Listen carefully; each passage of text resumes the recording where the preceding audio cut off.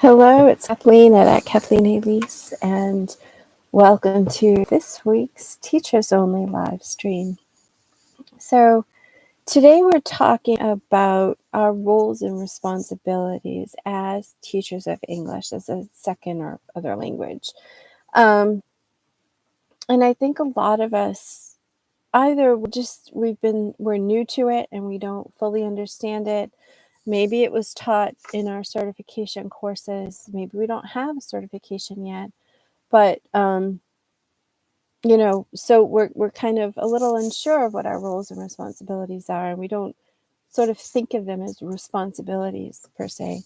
So I think it's important for us as we're starting our journey together to really remind ourselves of what the different roles that we play are to our students, and then what those responsibilities are. And the responsibilities, they go beyond just to student teacher, although I think many times we get caught up in marketing and all of the things that are involved with being an English teacher online today. We get caught up in that aspect of things that we forget that what we do may or may not be helping our students. So, and I'll go over that in a little bit. But I just think it's important for us to be reminded and to have a conversation around, what our experiences are regarding the role that we're playing in the classroom and the responsibility that is involved with that, and how well or not well we've done with it. Because again, every teacher has their golden scenario and their nightmare scenario. So it's not a revelation that teachers aren't perfect. Well, we just do the best we can at any given time. Sometimes we don't do as best, but the intention is there at least. So let's just get started. Again, there on go my glasses so I can look at my notes. So what are the roles that we have as teachers? So some of them are explicit, meaning they're stated. There it is, right out there. It's down in black and white what the roles are. So we're clearly a teacher. We are an instructor. We give out knowledge. But we're also, in so many ways, we're coaches of different kinds. Where you have to be a motivational coach, a life coach, because as language learners or as teachers of language learners, each student has their own struggles that they've had to go through, and along with those struggles come doubts and attitudes towards themselves and their ability to learn, and that determines how well they do or don't do. And so it's our job, one of our roles is to help them sort out those problems that are getting in the way of their learning. So we're coaches of many kinds. We are also, well, if you teach group classes, you're a referee and a safety monitor. So you have to deal with, there's that whole class management issue. We're managers, we have to, and administrators, and we deal with all the back end stuff, taking notes about our students and how they're progressing. And, we're course designers and we're all of these different things. And what was the other one? And life coach, safety officer, things like that. Motivational speakers. Sometimes, we all get down in the dumps sometimes about our progress. And so we have to bolster them up so that they can get beyond that and continue learning and actually see some progress. So there was one other one that I didn't write down. It just came to me, and now, well, I'm sorry, I can't remember it. It will come to me at some point. So let's take a look at these. So what are the responsibilities behind all of this? So as a teacher, as someone imparting knowledge, we need to make sure that we're giving correct information, that we're not just spewing out things that we heard along the way, or things that we saw somebody else say that, oh, that's kind of cool, or stuff like that. And I sadly do see a lot of that when I look through YouTube and the information that's being given, as and the information that is being given from an authoritative point of view. But the teachers who are teaching this information, you can tell they're not really an authority, but the way everything is phrased and presented is as if this is the only way to do it. It's the best way. It works. It might work, but it's not correct information. And it's our job as teachers, particularly, teachers of whether you're a native teacher or a non-native, a native English speaker or a non-native English speaker, it's our job as teachers to teach the correct information. And so many of you out there have such good information, and you're so good at presenting it. But we just really need to make sure that we're not adding to the problem, to our students' problems, by giving them poor information, or by not getting our information from our reputable sources. Okay, so you want to be going to, it might be too much of a job for me to pull this out, but I have all my books right here. This is particularly for writing style, but it's also for, it's just grammar and everything too. I don't know if you can see it. I always take the covers off because I don't like them to get ruined. But go to things like the Chicago Manual of Style. Go to places like Cambridge English and Oxford English, and Webster's Dictionary. They're fabulous, and they have, all of these places have the correct information about grammar, about pronunciation. Oxford and Cambridge resources are going to come from the standpoint of British English, which is fine, but also make sure that you get the how it's done in other English-based cultures, like America, like New Zealand and Australia. Canada is different. It's not the same. Ireland is different. It's not the same as England and America and New Zealand and Australia, or Canada, even though all of them, but America, well, no, even America, we came from England, so we're all born out of the same root. But again, as I've said so many times, because of our circumstances growing up here, and the people in Canada, they had different circumstances developing there, in Australia, New Zealand, and those are the ones that come to mind. Those are the big ones that I can think of. But even Ireland,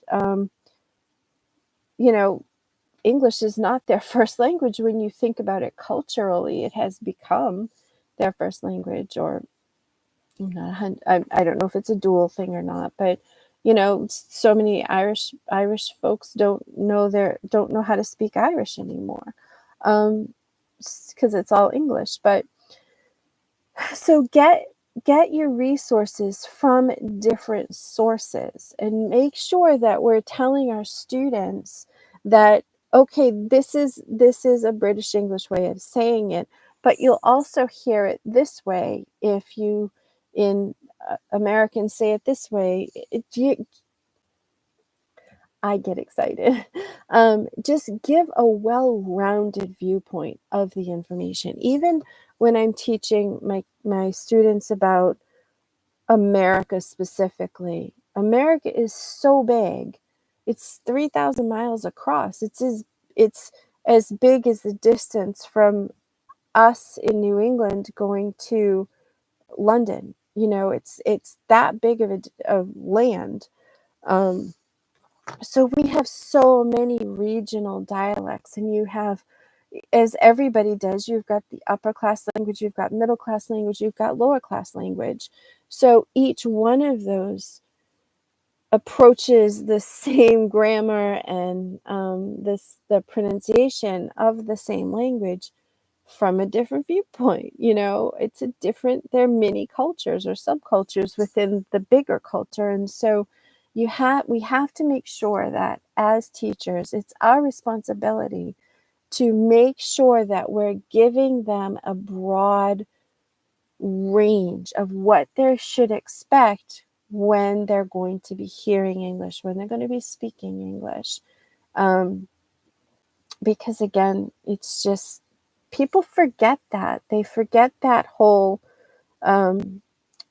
regional cultural aspect. Yes, there's the core English cultural aspect, but there are widely varied regional differences. And so, I've seen teachers online say, well, it doesn't matter, or one teacher is a really good teacher,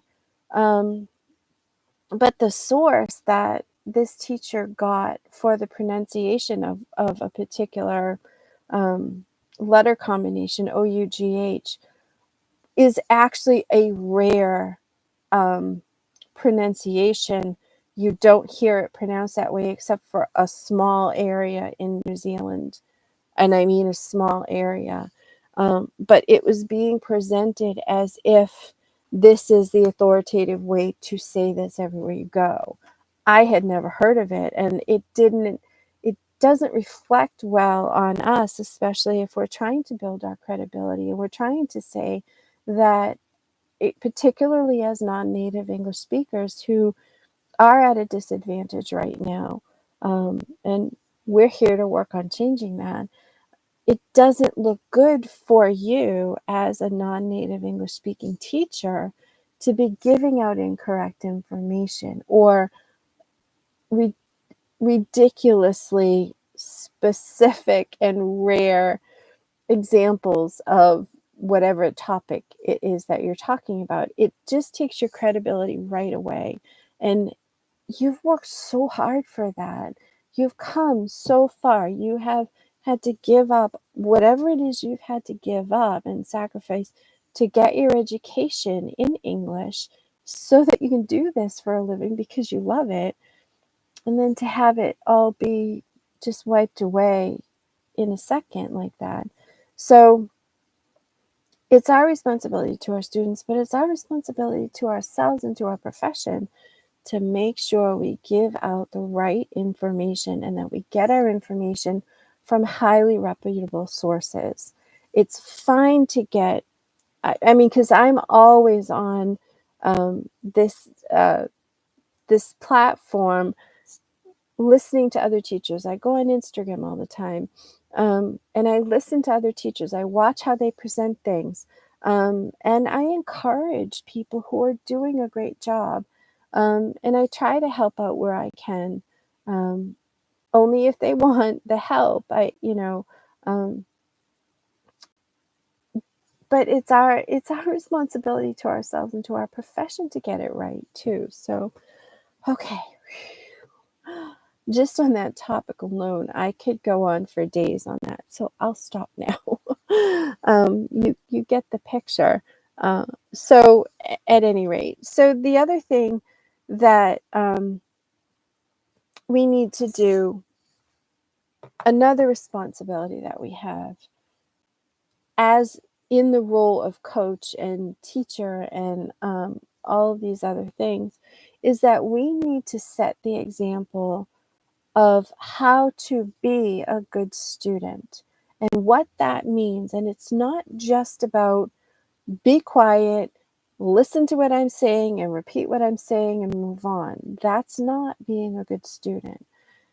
That's actually not good for language learning at all. And again, so many of my students, that's what they're left with. in their school systems in their countries. And I've said it before. I've had English teachers who are English teachers in their country who that's the only education they've had is listen, repeat, listen, repeat. So there's so much that's missing, but so it's our job as teachers to give our students the example of what it means to be a student of anything really, but of a language. We need to show them that we look up words too, and that we don't just look at the definition and try to memorize, but that we dig deep into the meanings of the words, and that we look at where these words came from and how they developed and why they're different in different parts of the English speaking world. Again, the word cup, well, this, if you're speaking to an English speaker, this isn't a cup, this is a mug. This is a specific cup, it's a teacup. So you can say, give me a cup, but you wouldn't expect to get a teacup if you're an English speaking person, unless you're from England, where they say, oh, I'll have a cuppa, CUPPA, which means cup of, implied cup of tea. Because that's just an integral part of their life. But in America, this is a mug. This is actually a travel mug for my coffee, my precious coffee. And this is a teacup. I don't have an example of a cup here. Sorry. And this is a water bottle. So they all hold beverages. This one keeps it hot or cold for drinks, so you can have that pleasure longer. This one is meant for smaller portions. And because this is a water bottle and it's meant for hydration, then it's a bigger thing and it's rugged and it has different qualities. And so it's our job to teach our students by the way we are students ourselves, because as teachers we should never know it all, and we should be in situations where we have to say to our students, you know what, I don't know that, let me look it up and get back to you, or better yet, let's look that up together, and let's, because I don't know it, so let's learn something new together. And that's a huge responsibility that we have as teachers. And I think that these are the two most critical ones right now that I'm seeing out there, that I'm seeing a need for out there.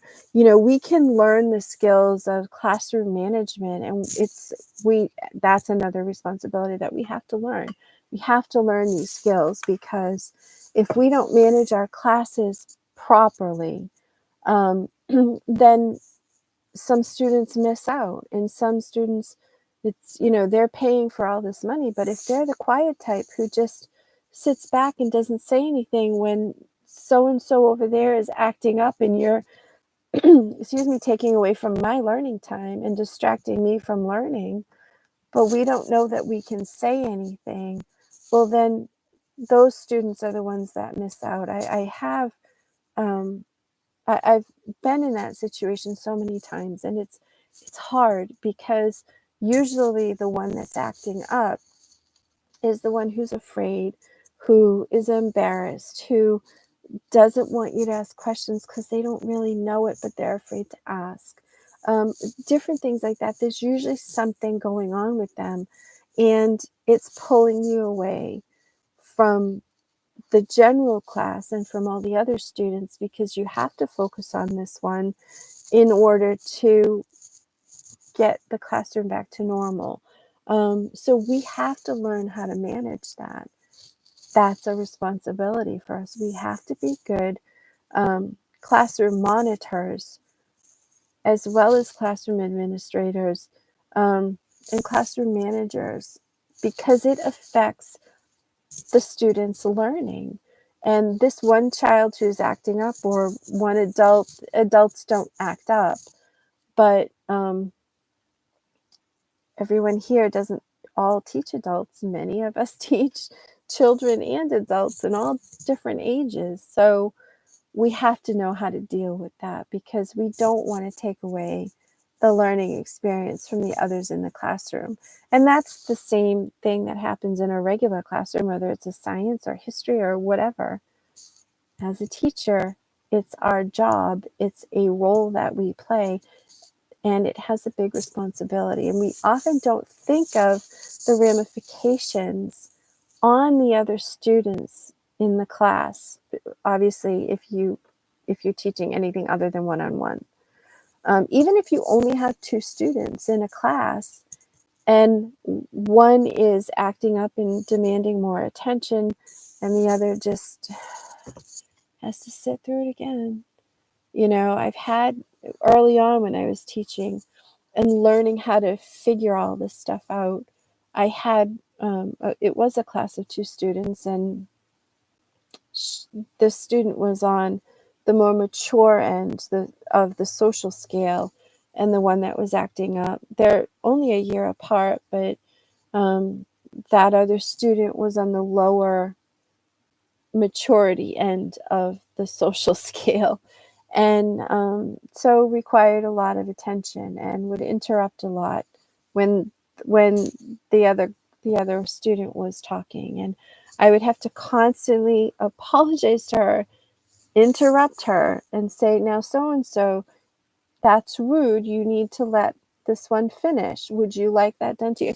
And she would just, finally, she got so upset one day that when that student didn't show up, she felt free enough to say to me, how she was feeling and how it affected her, which woke me right up and said, okay, I have to fix this now.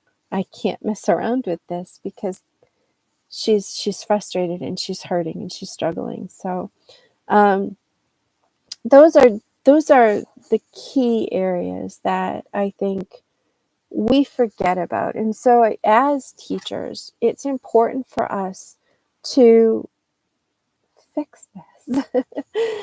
It sounds so easy. It is, in fact, easy. It's just, it might be time consuming, and that's what we have so little of. But there's always a way to get some part of it fixed right away. I love spending the time on YouTube and for me, it's Instagram. I love those two. Not as much. I don't spend as much time on LinkedIn. I feel as though I should be, but somehow that's just not a connection for me, and that's okay.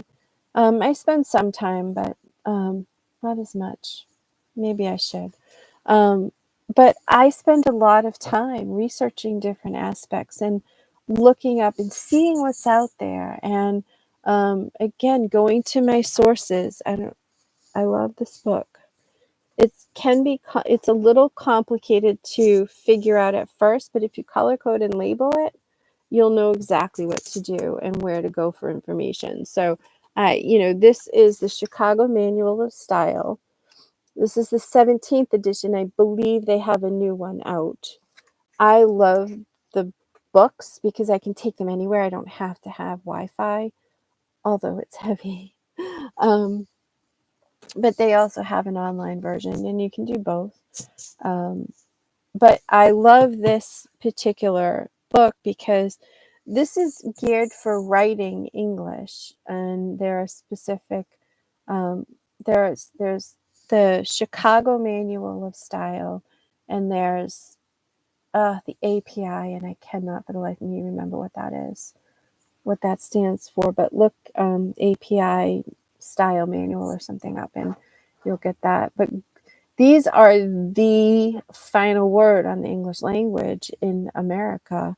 But also, as I said, Merriam-Webster, their dictionary. They have so many videos, short videos about the etymology of words, how they developed, where they came from, when it was first seen. They have the word of the day, and they have a ton of resources that you can use with your students. So as we are learning more and being the students the example of how to be a good student to our students. We can share these resources with them, direct them to the top quality sources. Let's stop taking other people's word for it, and let's stop passing on information just because it looks cool or we think it is common. Let's make sure we know that what we're giving out is good information. I mentioned Oxford English Dictionary. I mentioned Cambridge English. The British Council is also a top quality resource for British English. I'm trying to think of if any other resources I think of, I will pop in the description. So, and I'll put links to them. They're not going to be affiliate links. I don't think they tend to do that. And I just want you to have the good, solid resources. I don't do many affiliates. Now that I said that, I have one in today's link, but it's a good one.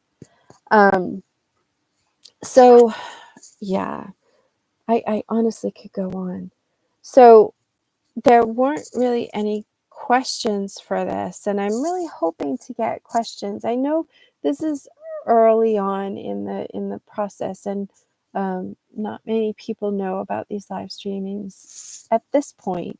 But if you're watching this replay and you have questions, put them in the comments, and I will be sure to answer them. So I'm really good at answering. Yeah, I am good at answering.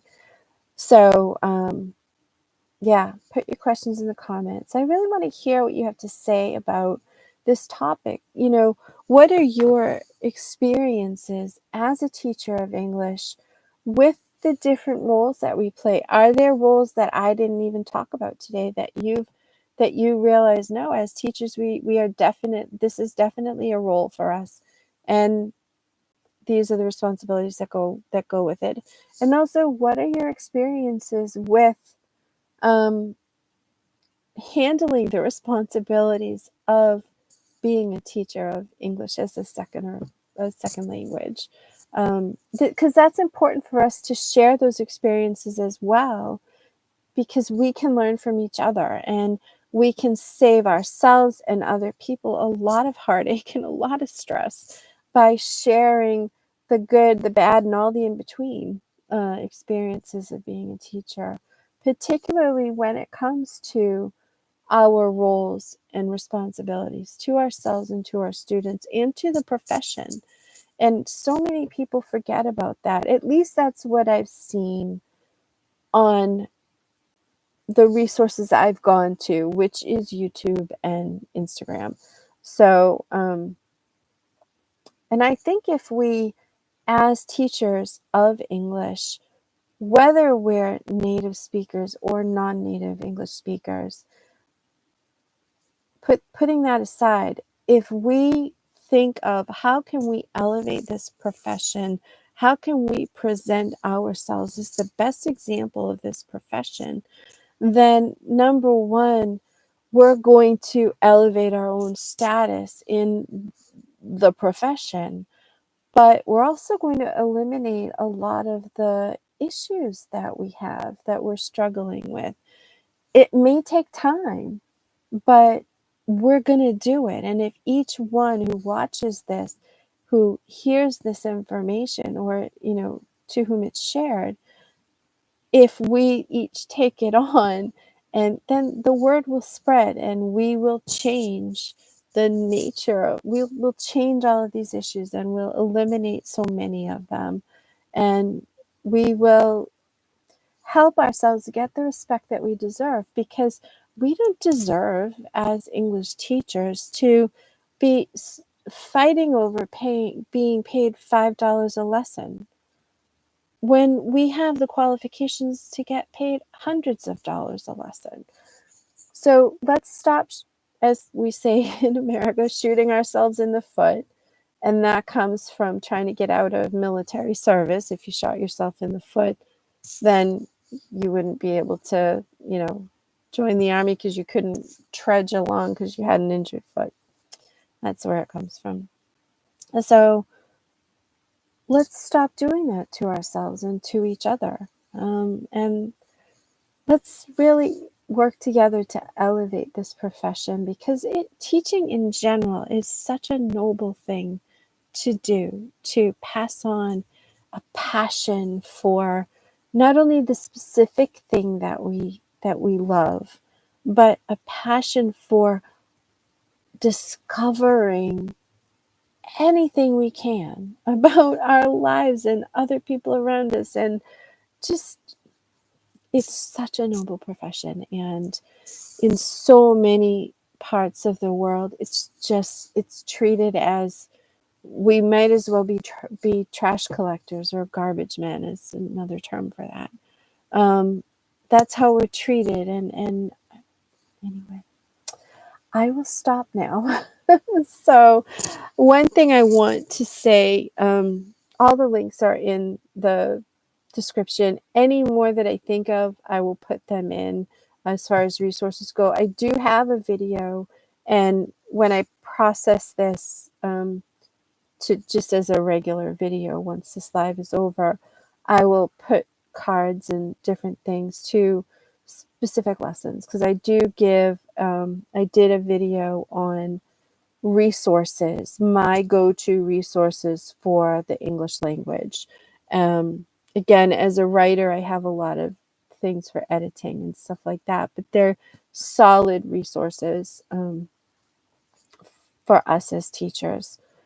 Because again, once we get into writing English and really learning the ins and outs of that, we're going to need these resources. And they're just, to me, they're fascinating. And I know I'm a nerd. I have no problem saying that. I have always been a nerd, and it's who I am. I can't help it. Curly-headed nerd. But I just want you to have this information, because I want you to do the very best that you can do. Now, for those of you, and those will not be affiliate links, there's two other things I want to share with you.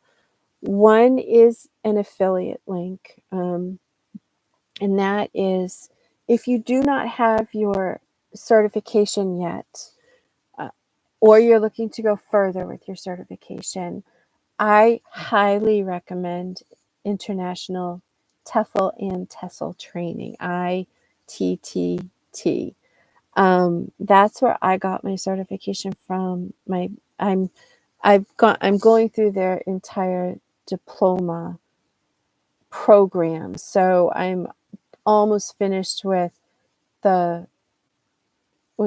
final certification, and then there's the practicum, and then there's the diploma certification part of it. So it's a 550-hour course. And to me, when I learn anything, I just go all the way with it. It's important to me. Might not be with you, but that's okay. But if you don't have your basic certification, I've put a link in the description for 20% off of whichever course you choose through them. Just if you do that, if you click on that link, it will get you 20% off, and that's my affiliate link. And it is marked as an affiliate link there. But I highly recommend this program. It is so thorough. It is it's hyper professional. They have all the help you need.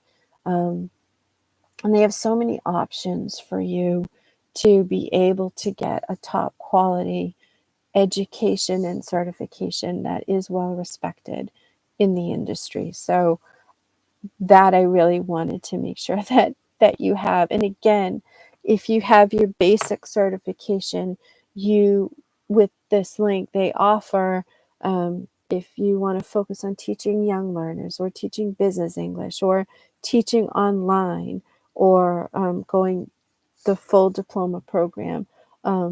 There's just so many options that you can choose from, and the support that you get afterwards is just phenomenal. So even if you do have your certification, it doesn't hurt to take a look at it and see, oh, maybe that would be helpful for me to become a better teacher of English. So, and the other thing too that a lot of people don't understand is that when you're going for your certification, they're not certifying that you are proficient in English. You need to be proficient in English in order to get through this course, but it's not a certification. Any teacher training certification that you get, to the best of my knowledge, is not a certification of your level of proficiency. Those are separate exams. And if you want me to put the links in there, I will put those links. And actually, I will put them in but a lot of those resources, the ones who do the testing, are also the authorities in the subject matter. So it's probably already there. But you really have to know, people think that, oh, I got my certification, so I'm an expert at English. That's not the case. They're two separate issues. So make sure you understand that. And then the other thing I want to tell you is that I'm starting a conversation club, and it meets, there's 3 sessions, and you can join. There's 3 sessions every week. You can join 1, 2, or all 3 of them, and the price is determined by how many you join. So there is a link in the description that will bring you to the page that will explain everything for you. Each session meets an hour a week at different times. I've tried to put them at times that will be available globally, so that I can be there for you no matter where you are in the world.